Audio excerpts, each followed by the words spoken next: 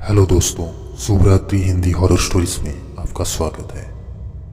दोस्तों, ये कहानी एक सत्य घटना पर आधारित है और ये मुझे भेजी है एक दोस्त ने।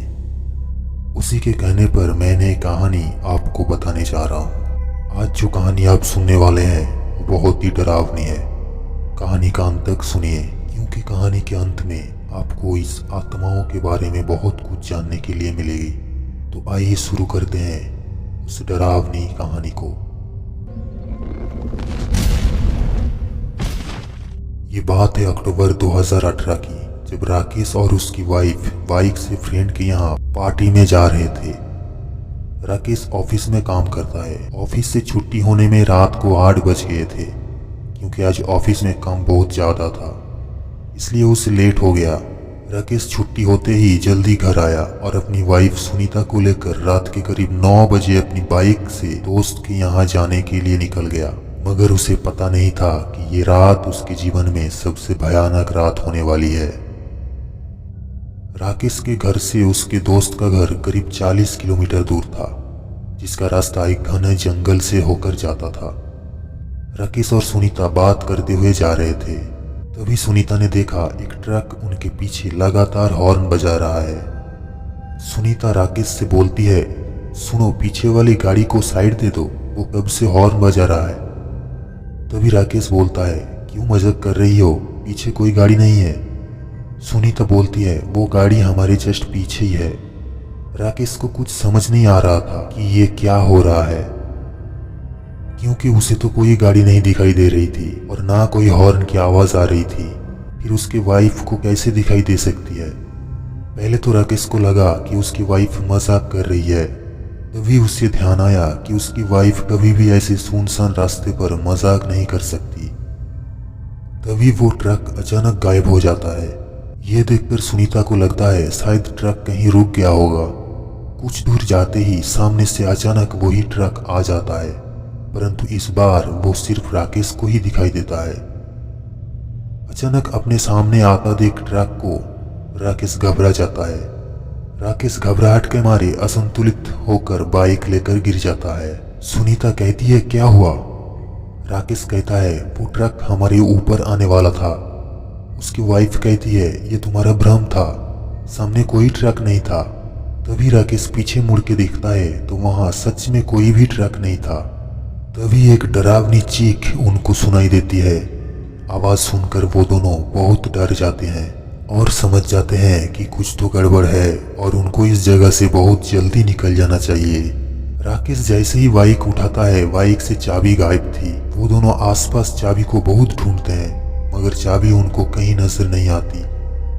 तभी अचानक सुनीता को आसमान में कुछ दिखाई देता है, कुछ धुआं जैसा। उसे देखकर सुनीता बहुत डर जाती है, क्योंकि वो कोई धुआं नहीं बल्कि कुछ आत्मा जैसा आसमान में घूम रहा था। कुछ आत्माएं आसमान में मंडरा रही थी तो कुछ उनके आसपास घूम रही थी, परंतु ये सब सुनीता को ही दिखाई दे रहा था और लगातार डरावनी आवाज आए जा रही थी। ये सब देख और सुनकर सुनीता डर के मारे बेहोश हो जाती है। राकेश उसे होश में लाने की बहुत कोशिश करता है, परंतु वो होश में नहीं आती है। राकेश सोचता है वो किसी को कॉल करे, परंतु वो जैसे ही अपना फोन देखता है, फोन बाइक के गिरने से टूट चुका था। अभी सुनसान रास्ते में उनकी मदद कौन करेगा। तभी अचानक दूर से एक कार आती दिखाई देती है। उसे देखकर राकेश को थोड़ी राहत मिलती है। राकेश उस कार को रोकना चाहता है, मगर वो कार उसके पास नहीं रुकती और कुछ दूर जाकर रुक जाती है। राकेश कार वाले को अपना सारा हाल बताता है और उसे अपनी मदद करने के लिए बोलता है। राकेश कहता है कि उनको आगे शहर तक छोड़ दें, क्योंकि उसकी वाइफ सुनीता बेहोश हो चुकी है, इसलिए उसे इलाज की भी जरूरत थी। कार वाला उनको आगे तक छोड़ने के लिए तैयार हो जाता है। राकेश अपनी बाइक उठाता है और जंगल में थोड़ा अंदर जाकर खड़ी कर देता है, जिससे कि उसे चोरी होने से बचाया जा सके। कार वाला उन्हें अपनी कार में बैठा लेता है और कुछ दूर जाते ही कार के सामने से अचानक कोई सफेद चीज बीच रास्ते पर दिखाई देती है। ये देखकर कार वाला कार रोक देता है। तभी राकेश कार वाले से पूछता है कि क्या हुआ, मगर कार वाला कोई जवाब नहीं देता। राकेश के बार बार पूछने पर भी कार वाला कोई जवाब नहीं देता। तो राकेश आगे ड्राइविंग सीट पर कार वाले को देखता है, मगर वहां कोई भी कार वाला नहीं दिखाई देता। ये सोचकर कि कार वाला नीचे उतर गया होगा, वो भी उसे देखने के लिए नीचे उतर जाता है। परंतु वहां उस समय हैरान हो जाता है जब देखता है कि वो तो उसी जगह पर है जहां पर उनकी बाइक गिरी थी। ये सब देखकर राकेश को कुछ भी समझ में नहीं आता। उसकी बाइक को बीच सड़क पर खड़ा देखकर उसके पैरों तले जमीन निकल जाती है, क्योंकि वो तो अपनी बाइक को जंगल के थोड़ा अंदर खड़ा करके आया था। और फिर इतना सफर जो कार से तय किया था वो कहाँ गया। वो सुनीता को होश में लाता है। सुनीता को होश में आते ही दोनों डरते हुए बाइक के पास जाते हैं और राकेश देखता है कि उसकी चाबी उसकी बाइक में ही लगा है। राकेश सुनीता से बोलता है, जल्दी आओ, हमें बहुत जल्दी यहाँ से निकलना चाहिए।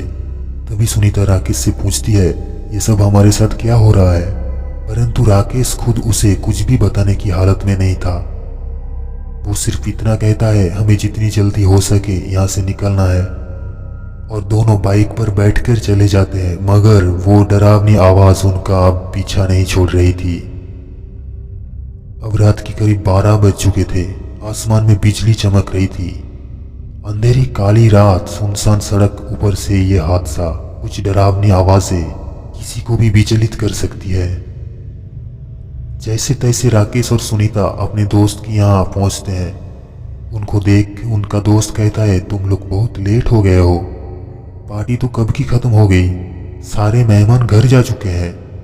तभी उसके दोस्त की पिताजी राकेश से पूछते हैं, तुम बहुत घबराए हुए दिखाई दे रहे हो, आखिर इतनी घबराहट क्यों है। तब राकेश अपने साथ हुए हादसे के बारे में उनको बताता है कि उनके साथ जंगल में क्या हुआ था।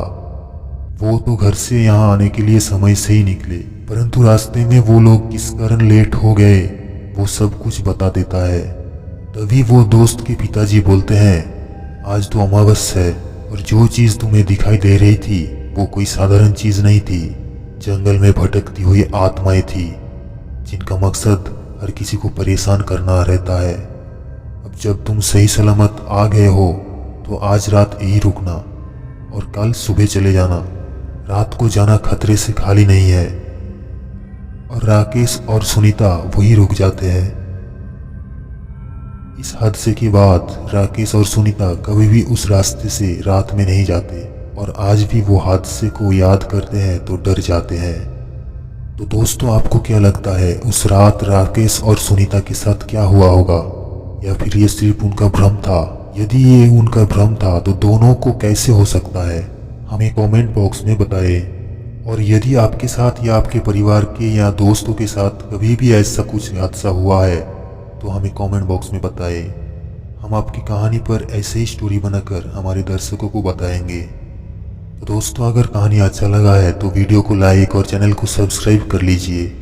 मिलते हैं और एक डरावनी कहानी लेके, तब तक के लिए शुभ रात्रि।